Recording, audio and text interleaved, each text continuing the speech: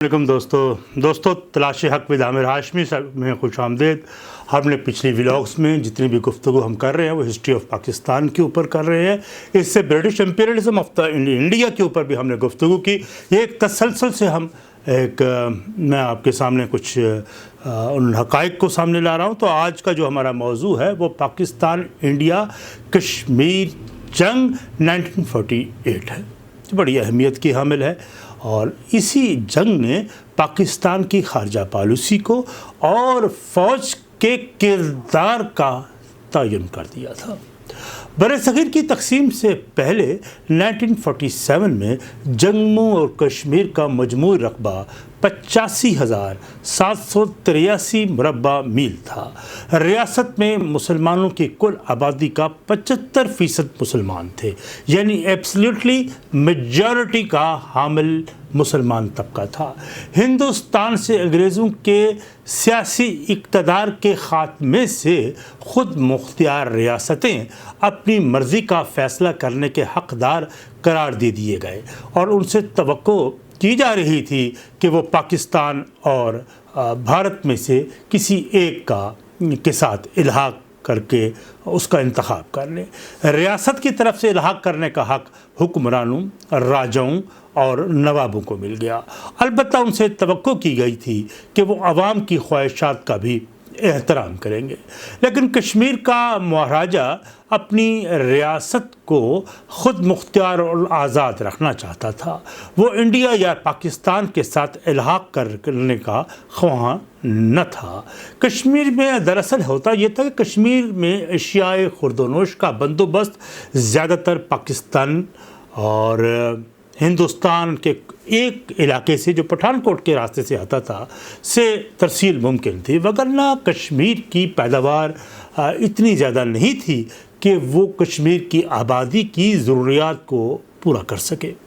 भारत की कश्मीर तक ज़मीनी रास्ते की रसाई, जिस तरह मैंने पहले अर्ज़ की कि पठानकोट की वजह से थी, जिसे रेडक्लिफ ने एक सोचे समझे मंसूबे के तहत भारत के हवाले कर दिया। नेशनल कॉन्फ्रेंस कश्मीर के कश्मीरी रहनुमा शेख अब्दुल्ला कांग्रेस के इत्तेहादी थे, जबकि चौधरी ग़ुलाम अब्बास की क़ियादत में मुस्लिम कॉन्फ्रेंस पाकिस्तान के हामी थे। पाकिस्तान की ईमा पर जैसे ही कबायलियों ने रियासत कश्मीर पर हमला किया तो फ़ौरन महाराजा हरी सिंह ने खौफज़दा होकर अपनी सोच को बदल दिया। इस सिलसिले में मेजर जनरल शाहिद हामिद, जो फील्ड मार्शल अकुल लेक के बारे में उन्होंने इंकशाफ किया था कि कश्मीरी ब्राह्मण राजा चंद्रकौक, जो कश्मीर का वज़ीर आज़म था, ने महाराजा को मशवरा दिया था कि वो पाकिस्तान के साथ अपना इल्हाक़ करे और ख़बरदार किया अगर कश्मीरी अवाम की मर्ज़ी के बग़ैर पन के साथ इल्हाक़ किया गया तो अवाम बगावत पर आमादा हो जाएंगे। इसी ख़तरे के पेश नज़र महाराजा ने अपने असासे भारत और लंदन मुंतकिल कर दिए गए और कांग्रेस की लीडरशिप से रियासत की ख़ुद मुख्तारी की खुफिया बातचीत भी उसने शुरू कर रखी थी। यही वो वक्त था जब पूंछ के इलाके में मुसलमान रियाया ने अलम बगावत बुलंद कर दिया। यहाँ महाराजा ने बागियों की सरकोबी के लिए एक ऐसी फ़ौज रवाना की जो ख़ुद तज़ब्ज़ुब का शिकार थी। लिहाजा बागियों ने से लड़ने की बजाय उसमें शामिल हो गए, उनका हिस्सा बन गए। शहराल एक बात तो तय है कि पूंछ रीजन में 24 अगस्त को एक सियासी इज्तिमा हुआ और रियासती फ़ोर्स की फायरिंग के नतीजे में हंगामों में शिद्दत आई और बागियों ने फ़िरकावारियत फसादात के ज़रिए बलवे करना शुरू कर दिए और बहुत से हिंदू और सिख मुसलमान बागियों के हाथ मारे गए। रियासत के 60,000 गैर फ़ाल साबका फ़ौजियों ने बगावत में अपना हिस्सा डाल दिया। इन लोगों ने रियासत की सड़कों पुलों पर ट्रैफिक को दरहम बरहम करते हुए सारा निज़ाम रियासत को मफलूज कर दिया। रियासत के मुसलमान सिपाही फ़ौज से निकलकर अलल ऐलान बागियों का साथ देने लगे, लेकिन इसके रद्द-ए-अमल में जम्मू में मुस्लिम कुछ हमला होना शुरू हो गए और हज़ारों मुसलमानों को तहत कर दिया गया। 5 लाख कश्मीरियों ने भागकर ہجرت کی اور پاکستان میں آ کر پناہ لی۔ کشمیر پر قبائلیوں کی مہم جوئی کا منتظم اعلیٰ میجر جنرل اکبر خان نے اپنی کتاب ریڈرز ان دا کشمیر میں درج کیا ہے کہ کشمیر کے بغیر پاکستان کی سلامتی ہمیشہ خطرے میں رہی ہے۔ انہوں نے اگرچہ ایک پہلی بات دلیل اس کے سلسلے میں پاکستان کی سلامتی کے حوالے سے یہ دی کہ بھارت کی طرف سے مغربی کشمیر پر فوجیں لگانے سے لاہور اور راولپنڈی کی سیکورٹی خطرے میں رہتی، تو اس پہ کوئی اتنا بڑا وزن تو اگرچہ نہیں تھا، لیکن دوسری دلیل میں ضرور وزن تھا کہ مغربی پاکستان کی زرعی معیشت کا انحصار کشمیر سے آنے والے ان دریاؤں پر ہے۔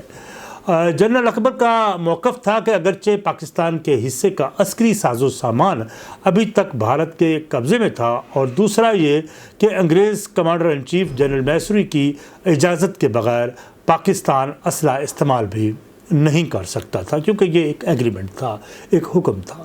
اس لیے جنرل اکبر خان نے پنجاب پولیس کو 4000 رائفلیں جاری کر دی۔ انہوں نے کشمیر آپریشن کے لیے انٹیلیجنس کے انچارج ہوا کرتے تھے بریگیڈیئر شیر خان، اس کو اعتماد میں لیا، جس نے اس عسکری آپریشن کے لیے ضروری انفارمیشن بھی ان کو فراہم کی، اور فوج اور ایئر فورس کے افسران نے بھی خفیہ طور پر کچھ اسلحہ دیا۔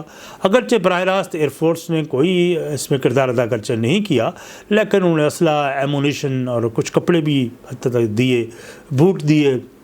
اور دوسری طرف انڈیا نے اپنے پر پاکستان کی بڑھتی ہوئی کارروائیوں پر احتجاج کرتے ہوئے شکایت کی کہ پاکستان نے جموں اور کشمیر کے سیالکوٹ کے درمیان ریلوے لائن کو معطل کر دیا، اور یہ بھی کہا کہ کشمیر پر دباؤ بڑھانے کے لیے پاکستان نے کیروسین تیل، پٹرول، اشیائے خرد و نوش اور نمک کی سپلائی کشمیر پہنچنے سے اس نے روک دیا ہے۔ اکبر خان نے لکھا کہ شیخ عبداللہ جو پہلے مہاراجہ پر الزام عائد کر رہا تھا کہ وہ بھارت سے الحاق کرنے سے گریزاں ہے، اور اچانک جب مسلح قبائلیوں نے 23 اکتوبر کو کشمیر پر حملہ کیا تو پھر صورتحال یکسر تبدیل ہو گئی۔ مہاراجہ کو بھارت کے ساتھ مجبوراً الحاق کرنا پڑا۔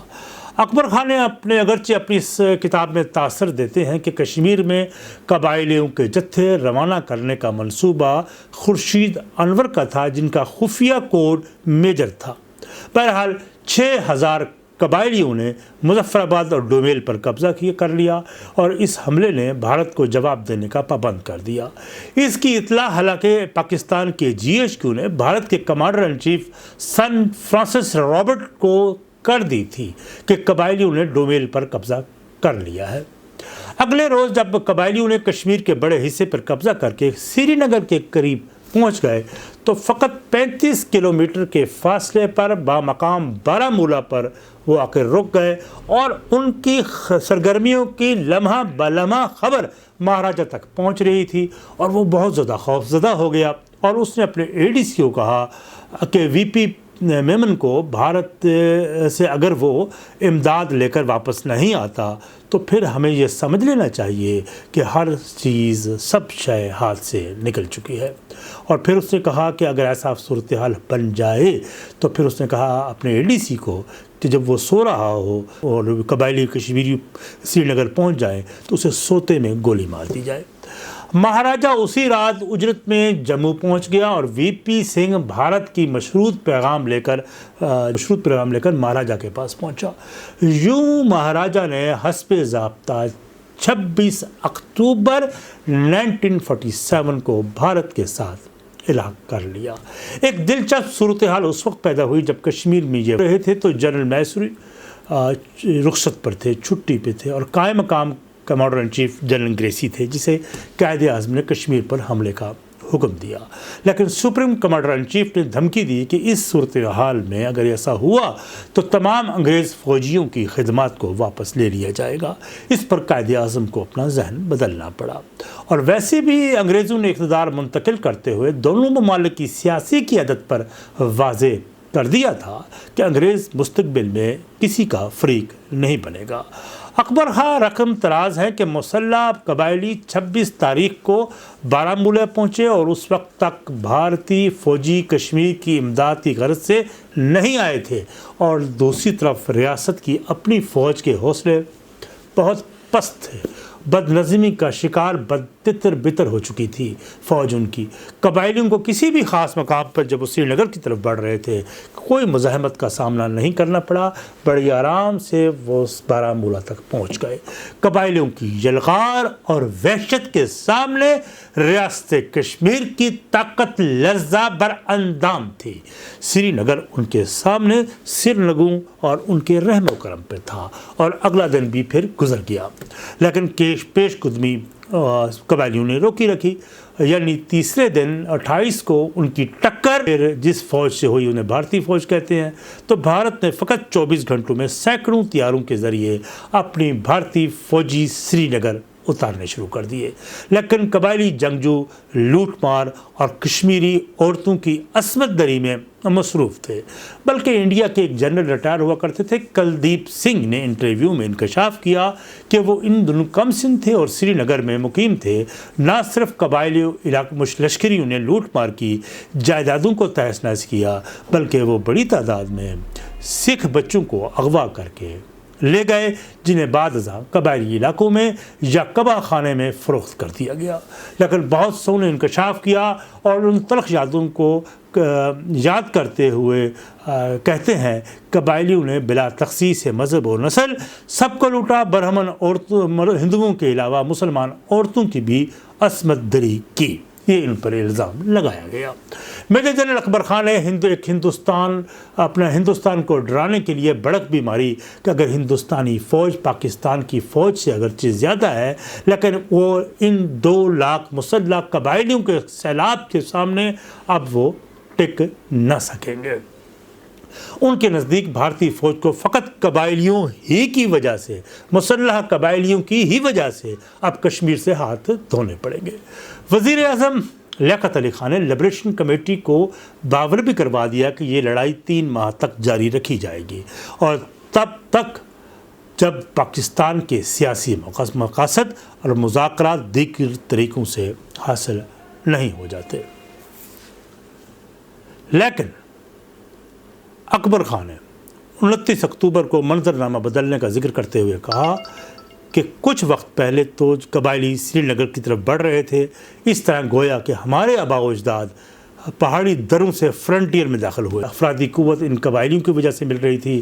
قبائلیوں کو بیسیکلی جو ہمارے عسکری قیادت نے جو تربیت دی وہ بطور سنائپر اور بطور گوریلا حملوں کی مد میں دی تھی کہ کشمیر کے میدانوں میں وہ کوئی کام نہ آئی، اور یہاں تک کہ 5 نومبر کو قبائلی لشکر کا بڑا حصہ کشمیر سے راہ فرار اختیار کرنے میں کامیاب ہوا۔ اس دوران بھارت نے مزید افواج کو منگوایا، جس کی وجہ سے موسم میں سرما میں جھڑپیں جاری رہیں۔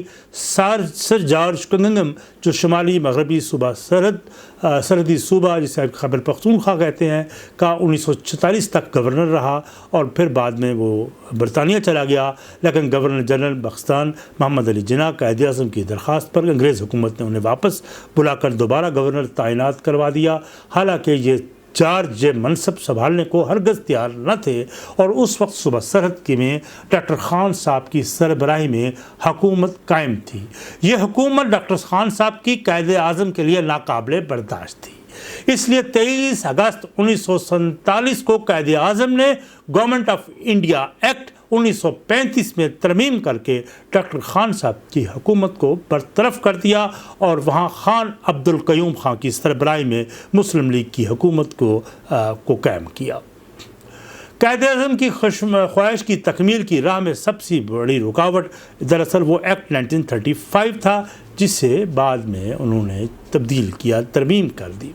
تو ویسے بہرحال اس پہ ہم مزید میں بات تو نہیں کروں گا، لیکن اس پہ علیحدہ ویلاگ کریں گے کہ آخر وہ کیا وجوہات تھی کہ قائد اعظم نے غیر جمہوری رویہ اختیار کر کے اور عینی ترمیم کی، اور ایک عینی حکومت کو جو گورنر خان صاحب کی تھی اس کو کیوں معزول کیا۔ بہرحال گورنر کنگم قبائلیوں کی کشمیر پر لشکر کشی کے مخالف تھے، لیکن مسلح قبائلی پہلے ہی پنجاب کے راستے کشمیر پر دھاوا بول چکے تھے۔ ان حالات کا احاطہ سکندر مرزا جو بعد میں صدر پاکستان بھی بنے، لیکن اس وقت وہ کرنل کے عہدے پر تھے۔ جب قائد اعظم کو 15 دنوں میں ہونے والے واقعات کا پورا طریقے سے علم ہو چکا تو انہوں نے کہا یار مجھے کچھ نہ بتاؤ، بلکہ میں اپنا ضمیر مطمئن رکھنا چاہتا ہوں۔ सिकंदर مرزا کو یقین تھا کہ جیسے ہی بھارت پٹھان کوٹ کے راستے سڑک کو مکمل کر لے گا تو مہاراجہ کشمیر سے الحاق کر لے گا، اور مرزا سکندر نے انکشاف کیا کہ مہاراجہ نے بڑی تعداد میں سکھ اور ڈوگرے جمع کر لیے تاکہ پونچھ اور جموں سے مسلمانوں کو بے دخل کیا جا سکے، جس کے پس پردہ بھارت کا منصوبہ تھا۔ پونچھ میں بغاوت کرنے کا منصوبہ ایک ماہ پہلے ہی مرتب کر لیا گیا، جس میں عبد القیوم پہلے دن سے ہی شامل تھے۔ گورنر کنگنگم جو ہے کو اطلاع مل رہی تھی کہ ایک طرف اگر مسلح قبائلی کشمیر میں داخل ہو رہے تھے تو بھارتی فوجی بھی 27 اکتوبر سے سری لنکا ہوائی اڈے پر اترنا شروع ہو گئے تھے۔ گورنر کنگنگم بذریعہ پرواز ایمرجنسی میں لاہور پہنچے، جہاں general Gracey, اوکن league, Liaquat Ali Khan, محمد علی جناح سمیت تمام دوسرے رہنما موجود تھے۔ قائد اعظم نے اس میٹنگ میں بیٹھتے ہی کشمیر میں اپنی مداخلت کے حق میں دلائل دینے کے لیے کہا کہ ہری سنگھ کا بھارت کے ساتھ الحاق دھوکہ ہے۔ اس پر کنگنگم کا کہنا تھا کہ انہیں سمجھ میں یہ بات نہیں آئی، یہ فیصلہ کس طرح دھوکہ دہی کے مترادف ہے؟ قائد اعظم کس انداز سے بات یہ کر رہے ہیں اور کیوں کہہ رہے ہیں کہ مہاراجہ نے یہ دھوکہ دیا؟ قائد اعظم کے حکم کے باوجود جنرل گریسی نے فوج بھیجنے سے انکار کیا، تو قائد اعظم نے جنرل گریسی اور گورنر پنجاب مسٹر موڈی کو کہا کہ وہ کشمیری مسلمانوں کی زندگی بچانے کی جدوجہد کی حمایت کریں۔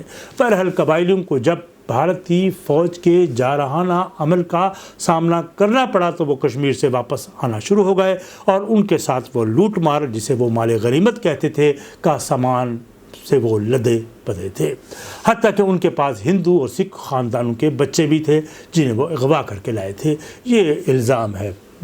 دوسری طرف سے گورنر نے انتہائی افسوس کا اظہار کرتے ہوئے کہا کہ پاکستانی حکومت ایسے گھنونے اقدامات کی اجازت دے رہی تھی۔ وہ مزید کہتے ہیں کہ گزشتہ 2 ہفتوں میں اپنے عہدے سے استعفیٰ دینے کی نصف درجن وجوہات تلاش کر چکا ہوں۔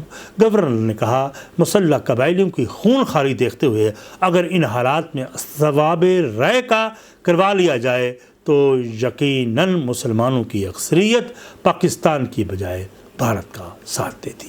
خود وزیر اعلیٰ سرحد خان عبد القیوم خان نے گورنر کو انفارم کیا کہ وہ لوگ جن میں شوکت حیات بھی شامل تھے، میاں افتخار الدین تھے اور خورشید انور بھی شامل تھے، جنہوں نے قبائلیوں کو کشمیر آپریشن کے لیے تیار کیا تھا، وہ بھی اس لوٹ مار سے اور غارت گری سے خاصے تنگ ہو چکے تھے۔ اس لیے اس سلسلے میں جب عائشہ جلال نے کہا، یہ بات کہنے میں کوئی تعمل نہیں کہ حکومت پاکستان نے صوبہ سرحد کی حکومت کے ساتھ مل کر کشمیر پر حملے کے لیے قبائلیوں کے جذبات کو ابھارا، اور قبائلیوں کے اس لشکر کی رہنمائی پاکستان کا افسر اکبر خان کر رہا تھا، جو جنرل طارق کے فرضی نام سے اس آپریشن میں حصہ لے رہا تھا۔ ان کے ذاتی مراسب خان عبد القیوم خان کے ساتھ تھے۔ اس کی توسط سے قائد اعظم دیگر مسلم لیگی قیادت سے بھی رابطے تھے۔ گورنر جنرل قائد اعظم نے محمد علی جناح نے جنرل گریسی کو فروری 1948 میں کمانڈر ان چیف کے عہدے پر ترقی دی، اور پاکستان برطانیہ سے کچھ اسلحہ خرید سکے، اور وہ انہوں نے کچھ اسلحہ خریدا بھی صحیح۔ گورنر گریسی کو کشمیر پر حملے کرنے پہ وہ قائل کر چکے تھے۔ سرکاری طور پر پاکستانی فوجی دستے اپریل 1948 میں کشمیر میں داخل ہوئے۔ طرف سے فوجیوں میں جھڑپیں ہوئیں اور ان پہاڑی مقامات پر ہوئیں، لیکن مئی میں انڈین فوج کی اس لڑائی میں کسی حد تک برتری حاصل ہوئی، کیونکہ بھارتی فوج نے پاکستانی فوج پر حملہ کرتے ہوئے فضائی طاقت کا اور توپ خانے کا بھرپور استعمال کیا۔ کشمیر کے کچھ حصے سے پاکستانی فوج کو پیچھے دھکیل دیا، لیکن پاکستان شمالی علاقہ جات، گلگت اور ملحقہ علاقوں پر قبضہ کرنے میں کامیاب ہوئے۔ جب یہ جنگ زوروں پر جاری تھی تو اس وقت سیاسی سطح پر سیز فائر کے لیے مذاکرات جاری تھے۔ یوں دسمبر 30 کو 1948 کو دونوں فریقین نے سیز فائر پر اتفاق کیا، اور اس کے بعد 1 جنوری 1948 کو بھارتی حکومت مسئلہ کشمیر کو اقوام متحدہ لے گئی اور الزام عائد کیا کہ پاکستانی فوج باقاعدہ کشمیر کے محاذ پر بھارت سے جنگ کر رہے ہیں، اس لیے انہیں اقوام متحدہ کی رکنیت سے نکالا جائے۔ کشمیر میں سیاسی رہنما شیخ عبداللہ کھل کر اپنا موقف دینے سے گریز کر رہے تھے کیونکہ وہ انڈیا سے ٹھوس ضمانت کے خواہاں تھے۔ اس کے علاوہ وہ کشمیر کی خود مختاری تسلیم کرنے کے آرزومند تھے۔ اقوام متحدہ نے بھارت نے موقف اختیار کر لیا کہ بھارت کا کشمیر سے الحاق عارضی ہے اور مسئلے کا مستقل حل آزادانہ اور شفاف ثواب رائے کے نتیجے سے نکالا جائے گا، اور اس زمانے میں پاکستان اور انڈیا ایک بات پر اتفاق رکھتے تھے، کسی ایک مسئلے سے ملک سے الحاق کا فیصلہ کشمیریوں کا حق ہے، لیکن کشمیری رہنماؤں کا کشمیر کو خود مختار بنانے کے موقف کو دونوں ممالک نے مسترد کر دیا۔ اقوام متحدہ کی سلامتی کونسل کی قرارداد جس میں تسویہ کی شرائط کو شامل کیا گیا تھا کو 21 اپریل 1948 کو منظور کر لیا گیا اور کہا گیا امن قائم ہوتے ہی اقوام متحدہ کے زیر نگرانی کشمیر میں ثواب رائے کا کرا لیا جائے گا، اور پاکستان کو پابند کیا گیا کہ وہ ثواب رائے سے پہلے قبائلی لشکر کو کشمیر سے نکال لے، اور بالکل اسی طرح بھارت کو بھی مرحلہ وار اپنی فوجیں نکالنے اور اتنی ہی فوج رکھنے کی اجازت دی گئی جو امن و امان کے لیے ناگزیر تھی۔ اور یہ تو تھا ہمارا بیسیکلی وہ ڈسکشن جو ہم نے کشمیر کے حوالے سے کی، لیکن اس کے ساتھ ایک اور بھی ہم بات کریں گے اگلے ویلاگ میں، کیونکہ طوالت بہت زیادہ ہو گئی ہے اور میں یہ سمجھتا ہوں کہ اب ہمیں ذرا مختصر کر لینا چاہیے۔ تو ہم نے اس کے اوپر یہ بھی دیکھنا ہے کہ اس کے بعد پاکستان فوج کے امیج کو ڈیولپ کرنے کے لیے اور کشمیر کے مسئلے کو سے نتھی کر کے پاکستان نے کون سی حکمت عملی اپنائی، اور اس کا نتیجہ پھر کیا نکلا کہ پاکستان فوج نے پاکستان کی سیاست میں مداخلت شروع کر دی، اور اس کا نتیجہ اینڈ کے اوپر 58 میں یہ بھی ہوا کہ سیاسی حکومت کو تبدیل کر کے اور وہاں مارشل لا ڈکلیئر کر لیا گیا۔ تو آج کا ہمارا ویلاگ ختم ہوا، اور اللہ سے ضرور نوازیے، یقینی آپ کے آرا میرے لیے بڑی ویلیوبل ہے۔ تو اب آپ سے اجازت، بہت شکریہ، والسلام۔